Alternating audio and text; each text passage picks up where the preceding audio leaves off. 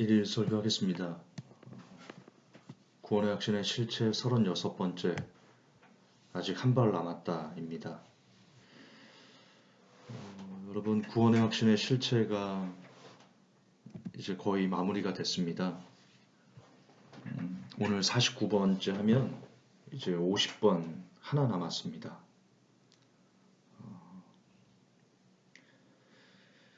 그동안 이 신학교에서 배우는 구원의 확신이 성경적이다라는 것을 그 50가지 그 켄트 켈리라는 신학자가 주장하는 내용을 지금 신학교에서 배우고 있는 거거든요. 그걸 지금 다 하나씩 고기를 해체하듯이 다 이렇게 해체하는 그런 시간을 가졌었습니다. 그래서 49번째 시간이고요. 오늘 이제 하나 남았습니다. 50번. 아직 한 발 남았습니다. 자, 오늘 49번째인데 히브리서 12장 2절을 근거로 이렇게 얘기를 하는 겁니다. 우리의 믿음의 창시자요 또 완성자이신 예수님을 바라보자. 그분께서는 자기 앞에 놓인 기쁨으로 인하여 십자가를 견디사 그 수치를 마음에 두지 아니하시더니 이제 하나님 왕자 오른편에 앉으셨느니라. 이게 뭐 구원의 확신과 뭔 상관이 있다고 이 문장 하나를 갖고는 이렇게 주장합니다. 주 예수님께서는 당신의 믿음을 시작하신 믿음의 창시자이실 뿐 아니라 그 믿음을 끝맺음하시는 완성자이시다. 만일 당신이 중도에 어디선가 당신의 구원을 잃어버릴 수 있다면 당신의 삶에서 그분은 성경이 말씀하시는 분이 될 수 없다. 무슨 뜻인지 이해되십니까? 예수님께서 믿음을 시작하셨기 때문에 믿음을 완성하실 거야. 그래서 만약에 우리가 중도에 어디선가 구원을 잃어버린다면 예수님은 예수님이 아니라는 겁니다. 아, 진짜 화가 나는 진짜 정신없는 말이거든요. 결국 예수님께서 믿음의 창시자이시기 때문에 절대로 구원을 잃어버릴 수 없다. 이게 이 사람이 주장하는 핵심인데요. 그러면 다른 거를 떠나서 오늘 다른 걸 다 떠날 겁니다. 그동안 제가 36탄을 이어오면서 무수히 많은 성경 구절들 그리고 문맥에서 어떻게 그것이 작용하는지를 여러분들에게 알려드리면서 구원의 확신은 성경적이지 않다. 이 사람의 논리는 맞지 않다라는 것을 하나씩 제가 증명을 해드렸는데요. 오늘 그걸 다 쓰지 않고 다른 걸 다 떠나서 이 사람이 얘기하는 믿음의 창시자이신 예수님께서 구원에 대해서 어떻게 말씀하셨는지만 오늘 찾아볼 겁니다. 그러면 이 정신없는 신학자의 주장이 얼마나 큰 궤변인지 알 수 있고요. 이것을 신학생들이 무비판적으로 받아들였을 때 어떤 독국물을 자기들이 먹고 그래서 목사가 돼서 성도들에게 그 독국물을 주사할지를 우리가 굉장히 무서운 마음으로 느낄 수 있을 것입니다. 자, 예수님께서 하신 말씀들을 좀 봅시다. 오늘 예수님이 하신 말씀만 보겠습니다. 자, 예수님께서 구원에 대해서 언급하신 내용들입니다. 마태복음 3장 10절 이미 도끼가 나무 뿌리에 놓였으니 좋은 열매 맺지 아니하는 나무마다 찍어 불에 던져지리라. 21장 43절 그러므로 내가 너에게 이르노니 하나님의 나라를 너희는 빼앗기고 그 나라의 열매 맺는 백성이 받으리라. 마태복음 7장 21절에 나더러 주여 주여 하는 자마다 천국에 다 들어갈 것이 아니요 다만 하늘에 계신 내 아버지의 뜻대로 행하는 자라에 들어가리라. 그날에 많은 사람이 나더러 이르되 주여 주여 우리가 주의 이름으로 선지자 노릇하며 주의 이름으로 귀신을 쫓아내며 주의 이름으로 많은 권능을 행치 아니하였나이까 하리니. 실제 이렇게 한 겁니다. 주의 이름으로 선지자 노릇을 해왔고 주의 이름으로 귀신도 쫓아냈고 주의 이름으로 많은 권능도 행한 겁니다. 근데 예수님께서 그때 내가 저에게 밝히 말하되 내가 너희를 도무지 알지 못하니 불법을 행하는 자들아 내게서 떠나가라. 여기서 불법은 하나님의 뜻대로 행하지 않는 것을 얘기하는 겁니다.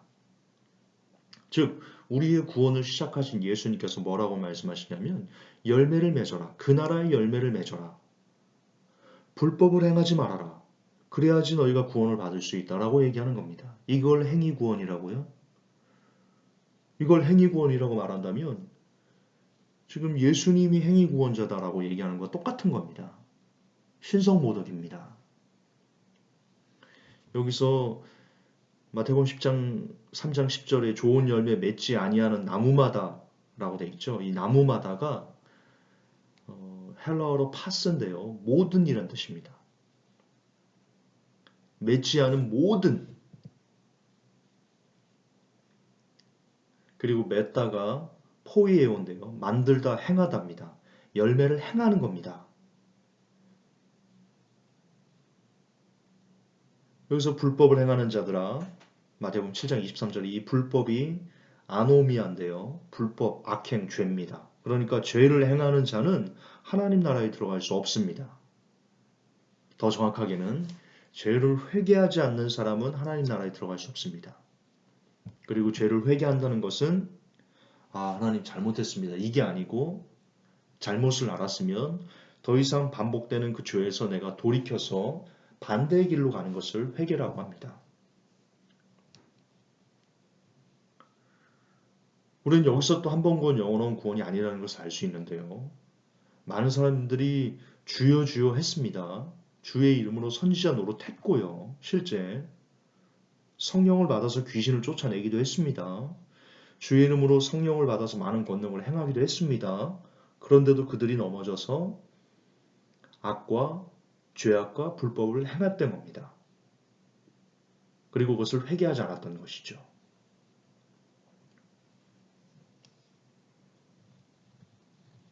예수님께서 구원에 대해서 하신 말씀입니다. 계속 보겠습니다. 예수님께서 말씀하십니다. 마가복음 10장 15절 내가 진실로 너희에게 이르노니 누구든지 하나님의 나라를 어린아이와 같이 받들지 않는 자는 결단코 들어가지 못하리라. 결단코 들어가지 못하리라. 하나님의 나라를 어린아이와 같이 받들지 않는 자는. 우리가 어린아이와 같이 하나님의 나라를 받들어야 됩니다. 제가 어린아이와 같다는 것은 어떤 의미인지 그 핵심이 뭔지 말씀드렸죠. 용서하는 사람. 어린아이들은 평생 원수가 되지 않습니다. 싸우고 다퉈도 시간만 지나면 그 다음날 철수야 영시가 하면서 뛰어놉니다. 같이 공 차고 놉니다. 같이 고무줄합니다. 어른들은 안 그럽니다. 한번 원수가 되면 끝장을 보지요.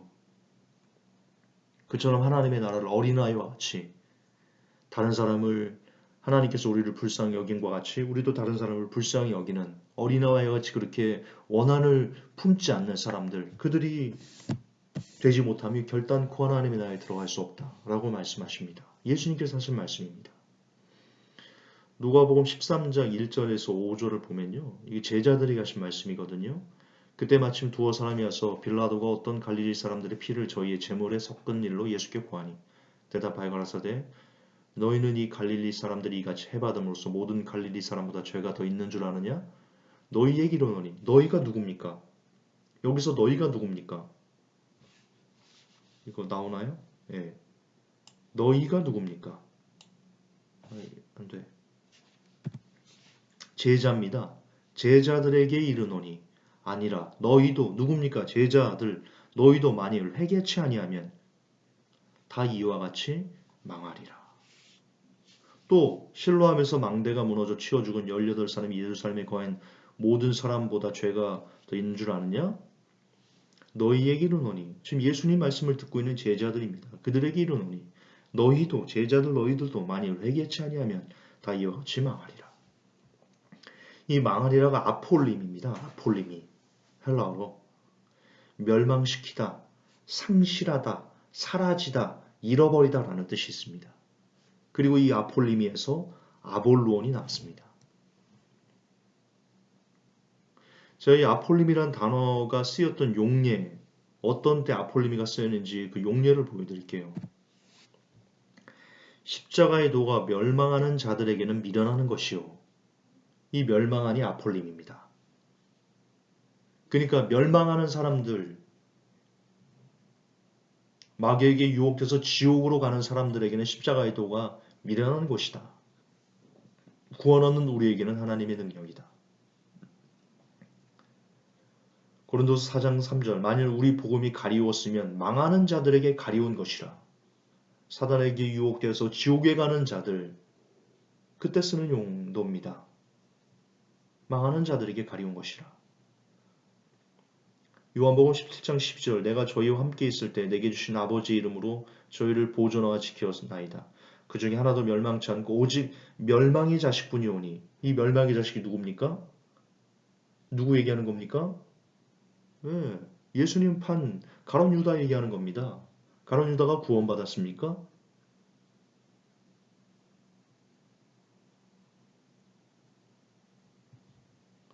지금 아폴리미와 지옥은 이꼬르입니다. 같은 뜻입니다. 근데 지금 예수님께서는 너희도 회개치 않으면 제자들에게 예수님을 따라다니는 예수님의 사역을 함께 동역하는 제자들에게 너희가 만일 회개치 아니하면 다 이와 같이 망하리라 지옥에 갈 것이다 라고 말씀하십니다. 용례도 보여드릴까요? 주의 약속은 어떤 이에 더디다고 생각하는 것 같이 더딘 것이 아니라 오직 너희를 다해 오래 참으사 아무도 멸망치 않고 다 회개하기에 이르기를 원하시느니라. 아폴림입니다. 데살로니가후서 2장 10절 불의의 모든 속임으로 멸망하는 자들에게 이 말이니 이는 저희가 진리의 사랑을 받지 아니하여 구원함을 얻지 못함이니라. 자, 멸망과 구원함을 얻지 못하는 것이 같은 의미로 쓰여지고 있습니다. 멸망한다는 것은 아폴리미는 구원을 받지 못한다는 것입니다. 다시 돌아가지만 예수님은 제자들에게도 회개치 않으면 다 이와 같이 구원을 받지 못할 것이다 라고 이야기하고 계십니다. 그런데 이 신학자는 예수님께서 구원을 시작하신 믿음의 창시자이기 때문에 우리가 만일 중도에서 구원을 잃어버린다면 우리의 삶에서 그분은 성경이 말하는 예수님이 아니랍니다. 이게 궤변이 아니면 이게 정신병자가 아니라면 할 수 없는 말입니다. 교리에 갇히면 정신병자가 되는 겁니다. 칼빈 교리, 한 번 구원 영원한 구원, 견인, 전적 타락, 이런 인간이 만들어 놓은 교리에 갇혀버리면 성경이 보이지 않아 버리는 겁니다. 예수님의 말씀도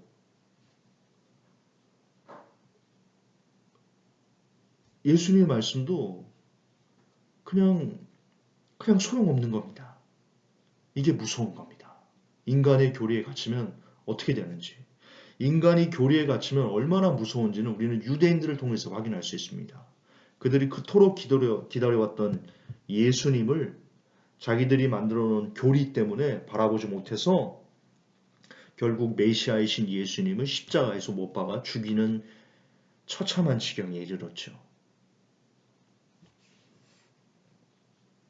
교리가 그렇게 무서운 겁니다. 여러분 다시 강조하지만 신학교는 안 좋은 곳입니다.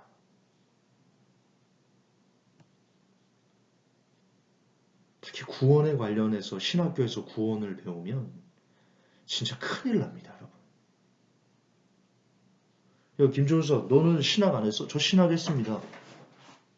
감리교에서 했어? 저 장로교에서 신학했습니다. 근데 교수님들에게 구원의 이 교리 저도 배웠거든요.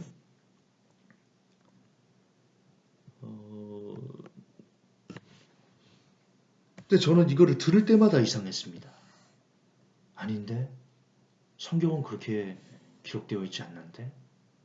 저는 성경을 제법 많이 읽고 신학교를 갔거든요.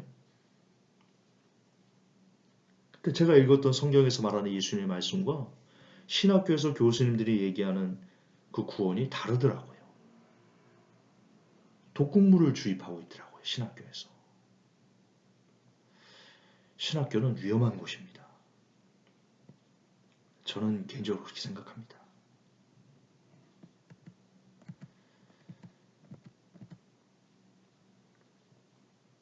여러분, 천국은요, 예수님께서 하신 말씀입니다. 또 천국은 마치 좋은 진주를 구하는 장사와 같으니 극히 값진 진주 하나를 만남에 가서 자기의 소유를 다 팔아 그 진주를 샀느니라.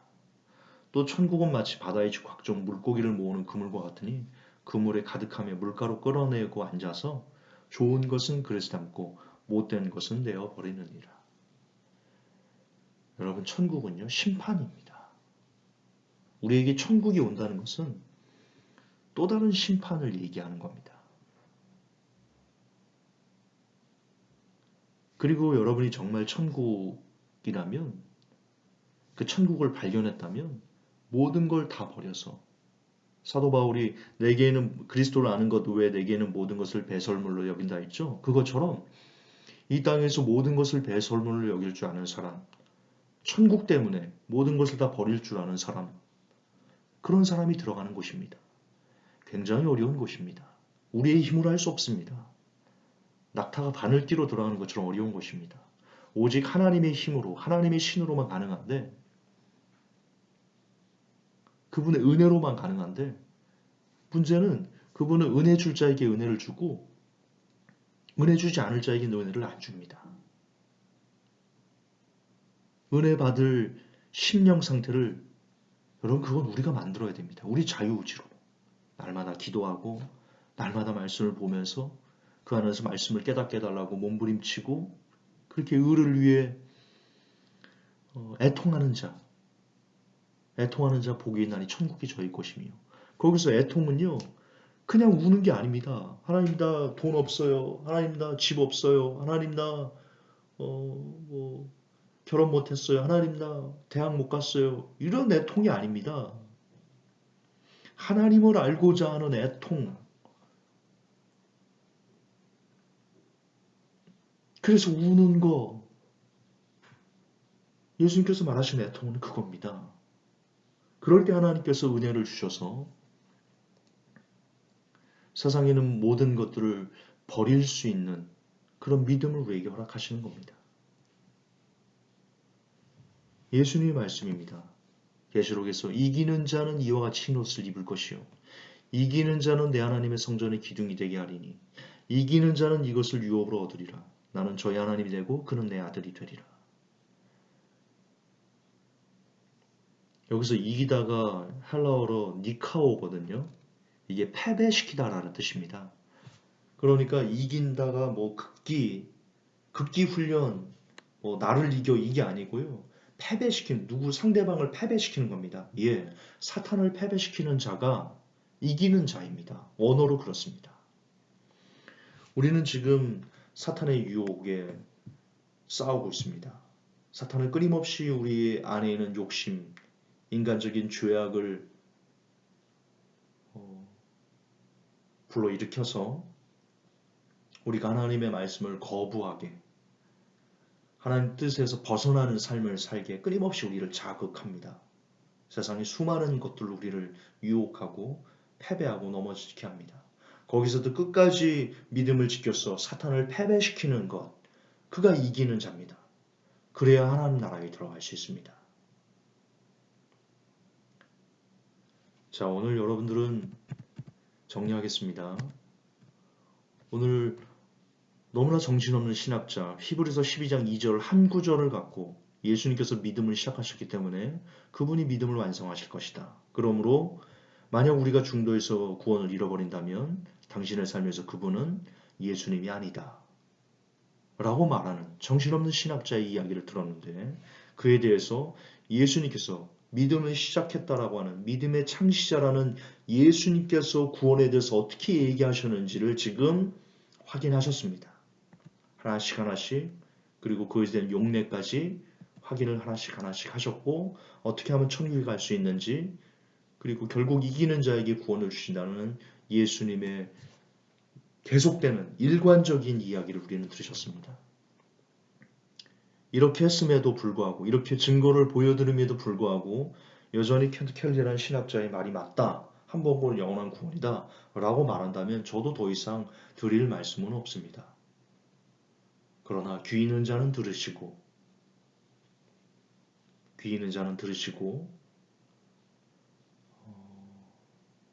무엇이 옳은지 스스로 잘 생각해 보시는, 깊이 묵상해 보시는 그런 시간이 되었으면 좋겠습니다. 그리고 끝이 아닙니다. 아직 한 발 남았습니다. 이제 대망의 50번째 한 발로 50번째까지 연고는 다 끝났거든요. 그걸 통해서 마지막 사탄을 패배시키는 구원의 확신이 이 땅에서 사라지는, 이 비성경적인 구원관이 사라지는 이제 한 발 남았습니다. 마지막을 장렬히 싸서 꼭 악한 사단의 못된, 우리를 구원해서 멀어지게 하는 잘못된 교리가 사라지게 하는데 일조하는 그런 죄가 되었으면, 그렇게 조금은 쓰임받는 죄가 되었으면 좋겠습니다. 여러분도 이 싸움에서 꼭 승리하시기를 예수님의 이름으로 축복합니다. 하나님, 오늘 구원의 확신의 실제 36번째 시간을 가졌습니다. 이제 한 발 남았습니다. 마지막 한 발의 총성을 울려서 지금도 신학교에서 가르쳐지고 있는 이 구원의 확신의 실체가 얼마나 쓰레기인지 더 많은 사람들이 알아가서 이걸 버려서 진짜 천국을 가기 위해서 내가 갖고 있는 모든 것을 배설물로 여길 줄 아는 그런 버림의 믿음, 비움의 믿음,